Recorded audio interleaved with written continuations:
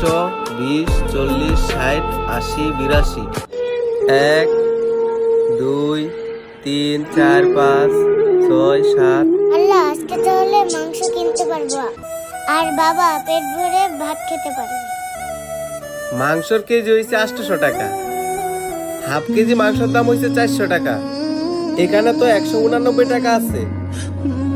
এ পিচ্ছি, তোর কাছে তো আধা কেজি মাংস নেওয়ার মতো টাকা নাই। দেখ পিচ্ছি, তোকে তো এখন মাংস দিতে পারবো না। তুই আগে 400 টাকা নিয়ে আয়, পরে তোর আধা কেজি মাংস দিতে পারবো, তাছাড়া দিতে পারবো না। এই পিচ্ছি, নে তোর টাকা। এই টাকা নিয়ে তুই এখান থেকে যা। আঙ্কেল, এই টাকা যতটুকু মাংস হয় ততটুকু মাংস দেন না আমাকে।